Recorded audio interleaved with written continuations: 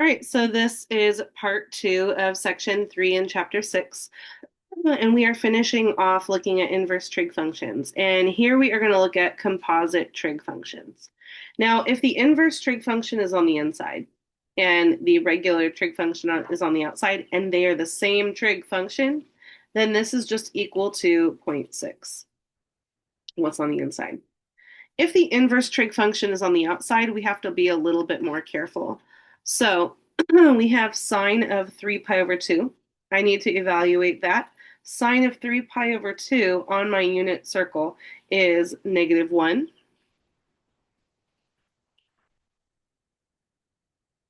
And inverse sine of -1, if I think about the domain of inverse sine, from if I'm looking at where sine is -1, that would be at negative pi over 2.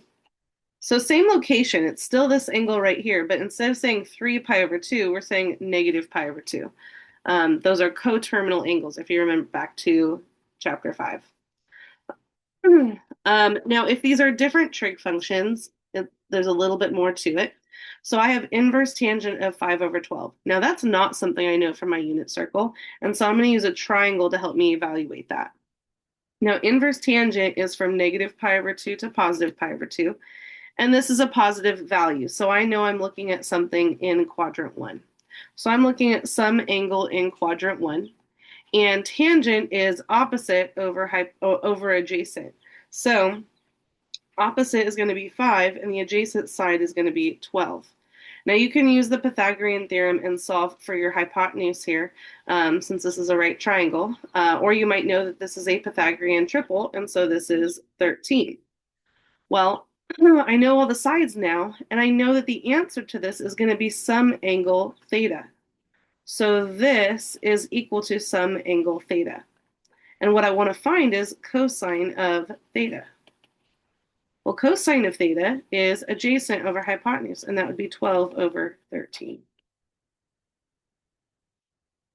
So again, the answer to an inverse trig function is an angle. We don't actually have to find the angle. It's kind of like we get to have the middle part unknown. If this is step 1, step 2 to step 3, we can go straight from step 1 to step 3. We don't need to find out what step 2 is. And so the answer to inverse tangent of 5/12 is some angle theta. I don't actually have to find that angle theta. I want to evaluate cosine of that angle theta. One more. Here we have cosine of inverse tangent of -5/12. So thinking about inverse tangent, again, that goes from negative pi over 2 to positive pi over 2. But this is where it's negative. So this is going to be something in quadrant 4, and some angle theta. And again, tangent is opposite over adjacent. And then my hypotenuse again is 13. Let me zoom in on this a little bit. And so, and sometimes I'll have students ask, well, where does the negative go? We don't really have to worry about the negative right now. We're going to use what quadrant it is to determine if this is a positive or a negative answer. So if this angle here is some angle theta in quadrant 4, and I want to find whatever this theta is, inverse tangent is going to equal some angle theta, and I want to find cosine of theta, I can use my triangle to evaluate that. If this is the angle theta, cosine is adjacent over hypotenuse. And in quadrant 4, cosine is positive. So this is going to be a positive 12 over 13. Now, let's suppose the question also asked for sine of inverse tangent of -5/12. So all of this work is still the same, still plotting what quadrant it's in. It's still drawing our triangle, figuring out what that is. But now I want to find, okay, if this is theta, I want to find sine of theta. Well, in quadrant 4, sine is negative. So I know my answer is going to be negative. And then sine is opposite over hypotenuse. So that would be 5 over 13. Okay. Now, these inverse trig functions that we are finding, we can use to also solve for pieces in a triangle. So here I have a triangle, a right triangle, and You know what? Most of the triangles we look at have this labeled differently, so I'm going to change these labels here real quick.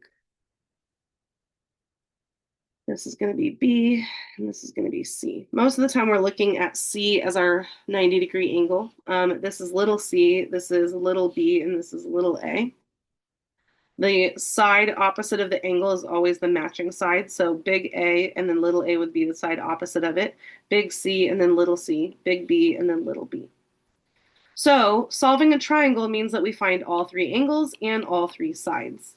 Remember that triangles, the angles inside add up to 180 degrees. And then we also have the Pythagorean theorem to help us solve for unknown sides in a right triangle.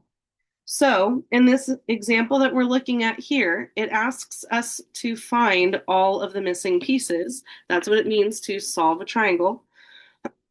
And we are told that little c is equal to 10 and little b is equal to 8.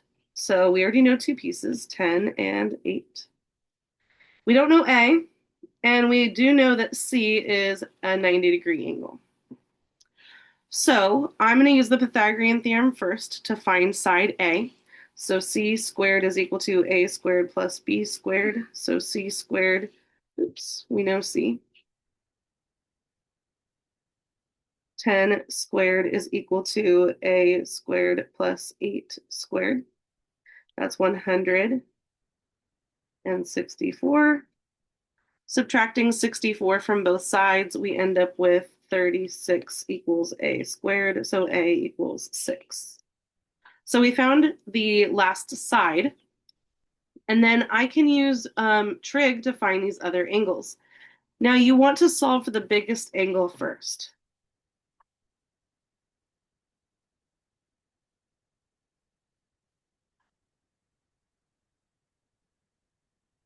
So if I look at these two side lengths, whatever side is longer will be the bigger angle. So since 8 is longer than 6, angle B will be bigger than angle A. So I'm going to solve for B using sine. So sine of angle B is opposite 8 over hypotenuse 10. And then I can do inverse sine of 8 over 10 is equal to angle B. And so in my calculator, I'm going to type in inverse sine of 8 over 10, and I'm going to switch the mode to degrees. So I'm right now in radians. Let's switch to degrees since that's what we're working in a triangle. And I do inverse sine of 8 divided by 10, and I get 53. We'll just go with whole numbers here. So angle B is equal to 53 degrees. So 53 degrees. And if I know two of these, then I can find that missing one. If this is 90, then these other two will have to add up to 90. So angle A is going to be equal to 90 minus 53, which is 37. That's angle A. And that takes us to the end of section 3.